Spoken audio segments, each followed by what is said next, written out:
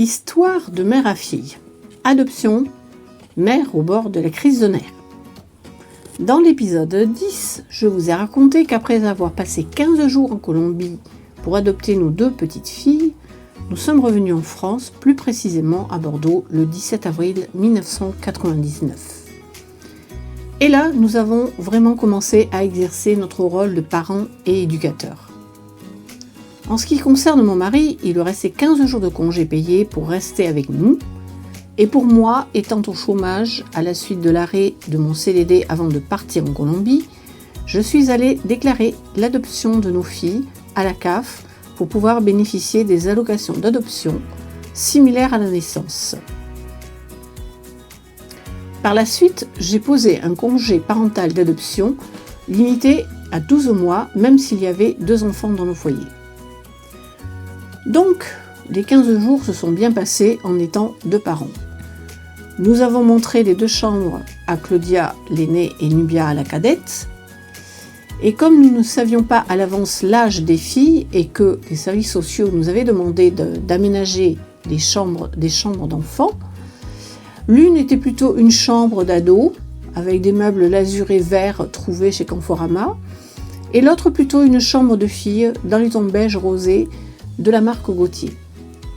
Comme les tapisseries étaient à refaire, nous nous étions dit que nous ferions choisir les nouvelles décorations aux filles. Claudia avait choisi le thème de Mulan et Nubia celui du Roi Lion. Lorsque nous avons montré la chambre à Claudia, elle s'y est précipitée et elle s'est enfermée à l'intérieur. Je pense que c'était la première fois qu'elle avait une chambre pour elle toute seule et elle a beaucoup apprécié. Plusieurs matins, nous l'avons retrouvée en train de dormir par terre sur le tapis de sol. Cela devait faire partie de ses habitudes antérieures, où elle n'avait peut-être pas eu de lit. Cependant, pour Nubia, cela a été plus difficile à 3 ans d'être séparée de sa sœur, et au début, elle allait dormir dans le lit avec elle. Elle avait encore une couche pour la nuit, et tous les soirs, je lui demandais « Alors, on enlève la couche ce soir ?»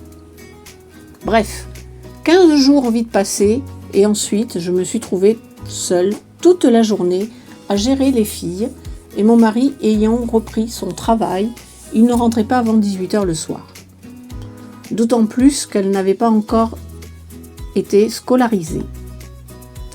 Mon emploi du temps se répartissait entre les repas, les lessives, les courses, le ménage, les caprices.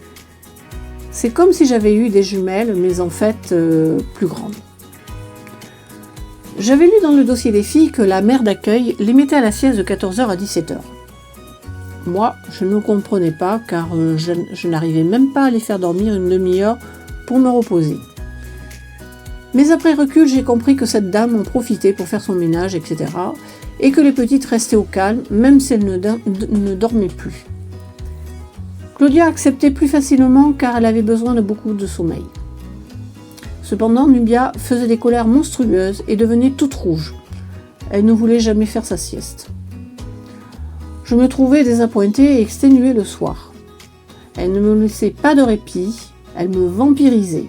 J'étais au bord de la crise de nerfs.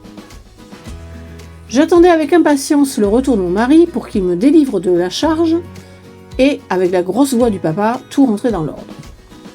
Un soir, il me répondit « Tu te laisses trop faire, sois plus ferme !»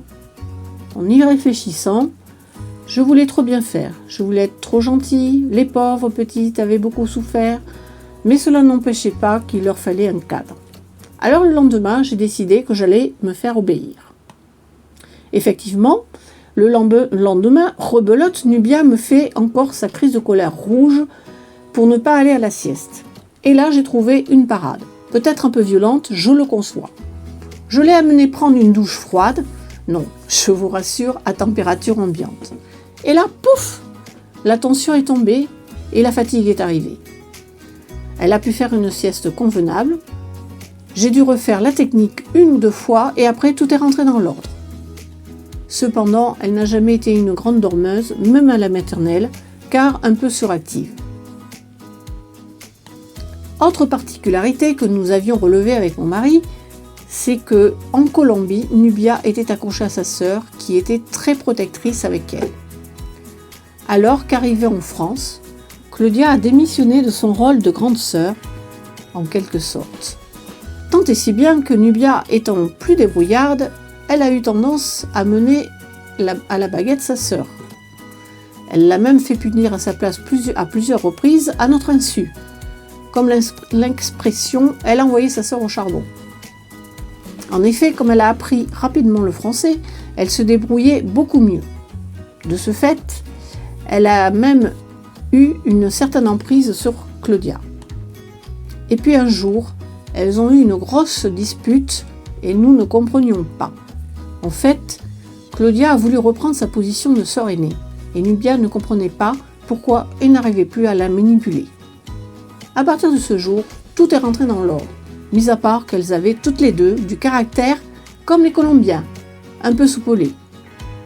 Et voilà, la mère au bord de la crise de nerfs ne l'était plus.